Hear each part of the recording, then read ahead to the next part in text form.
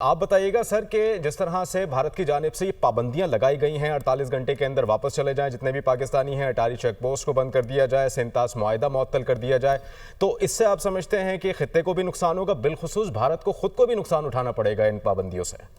जी, ये बहुत ही लग रहा है कि अंडर प्रेशर इन्होंने जो है ये फैसले किए हैं। उसकी वजह यह है कि कल जो वहाँ वाक़या हुआ है वो जो उनकी इंटेलिजेंस और सिक्योरिटी एजेंसीज हैं उनकी तो बिल्कुल नाकामी जो है वो सामने आ गई है। तो उसको कवर करने के लिए जाहिर बात है कि वहाँ पर प्रेशर है इंडिया में भी गवर्नमेंट के ऊपर।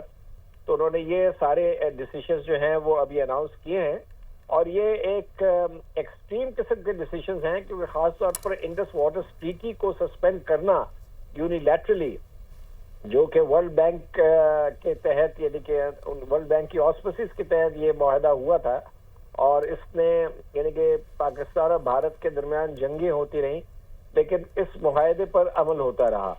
तो अब इन्होंने ये फैसला किया है और दूसरे बाकी भी इन्होंने जो है मेजर्स अनाउंस किए हैं। तो ये एक किस्म की सिचुएशन को जिसको अंग्रेजी में कहते हैं प्रेसिपिटेट करने वाली बात है, यानी कि उसको मजीद कशीदा करने वाली बात है। और देखिए, कोई इस पाकिस्तान के ऊपर जो इल्जाम तराशी की जा रही है उसका कोई एविडेंस सामने नहीं लाया गया, किसी किस्म का एविडेंस नहीं है और एक नीजर किस्म का रिएक्शन करके और ये चीजें पाकिस्तान को प्रेशर डालने के लिए। लेकिन मैं यहाँ रिकॉल करूंगा कि प्राइम मिनिस्टर मोदी साहब ने काफी अर्सा पहले एक बयान में ये कहा था कि ये जो blood and water can not flow together.